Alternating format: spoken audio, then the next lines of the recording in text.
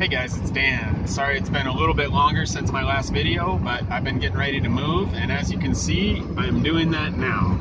This is all my stuff. That's my fan. There's a thing of dog food. Those flowers are good luck. That's a Thai thing. You can buy them for, it's about 50 cents. When you're at a busy intersection, they come up and sell you those. And I figured I'm driving 20 hours. I'll take all the good luck I can get. And they smell good too.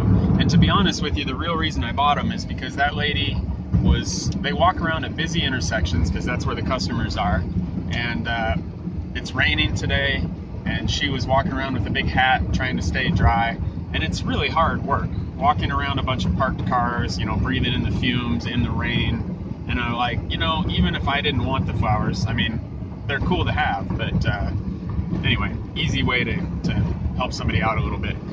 So that's not my point on this video though. What I wanted to talk about a little bit is risk. I think people in general, you know, we've evolved, they say we've evolved to try to minimize risk, right? Obviously the people that were huge risk takers and, you know, would walk up and slap a tiger in the face, they didn't pass their genes on. And the people that like to climb to the tallest, weakest branch in a tree, people that thought that was fun and had no fear of heights, also were less likely to pass their genes on. You know, maybe once in a while they'd get up there on that top branch and all the girls would be impressed, and maybe some of those guys passed on a lot of genes, and that's where the Evel Knievels of the world come from or whatever. But in general, you get what I'm saying. So, but what I want to say is, I think I made a video about this a long time ago actually, but there's risk, and there's not just one kind of risk though. And I think it's helpful to categorize risk and then also quantify risk, which people don't do. So when I say categorize, I mean, you could do it a million different ways, but the way I look at it usually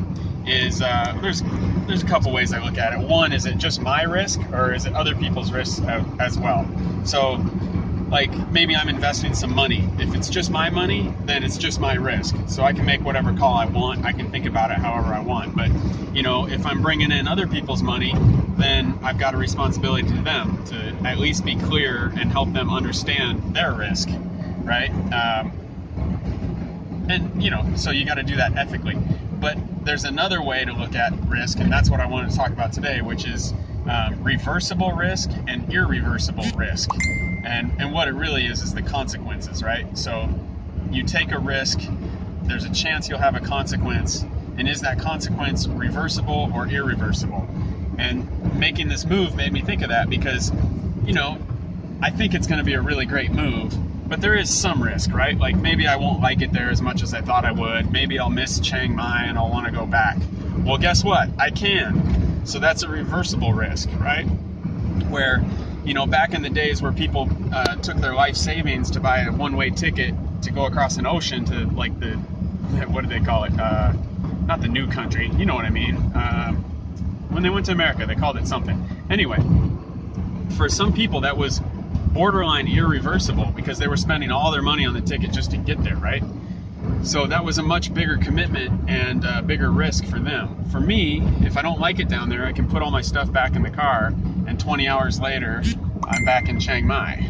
So it's reversible, and so I'm willing to make that decision to go down to Phuket on limited data, right? I've only spent a week total in Phuket. And so if this was something where, say, I was like investing all the money I had, or if it was like a crucial life-saving surgery for me or something, those would be different. I'd want to do more research, you know, get more opinions, do more reading. But on this one, I went down there for a week, I liked it, and I'm going. And of course I did some reading, watched some YouTube videos, talked to a few people, but really I didn't spend that much time doing a ton of research. It's half gut, half research on this one. So anyway, if you've got, the point of this is if you have a decision coming up and maybe you haven't categorized the risk and you haven't quantified the risk, like what is the worst case scenario for this decision that you're making?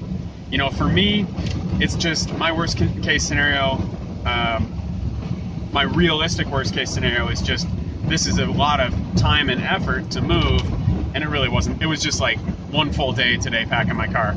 But it might just be a pain in the butt. If I don't like it down there, I have to pack my car up again and come back. So I waste a couple days of my life, and no big deal really. That's an acceptable risk to me. So quantify your risk, and think about what your realistic worst case scenario is. Of course, there's the worst case scenario, which is like, you know, I don't even want to say it. I don't want to jinx myself, but you know, something goes wrong on the road trip down there. It's 20 hours of driving, right? That's the real worst case scenario. Is, you know, I get hurt or something driving, but that could happen in Chiang Mai too. So I don't really see a lot of additional risk there.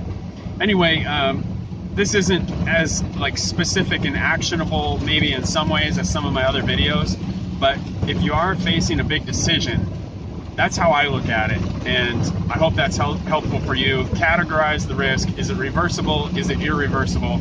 Like, you know, if you go rock climbing with no rope and there's a 1,000-foot drop, if you slip, that's an irreversible consequence, you know.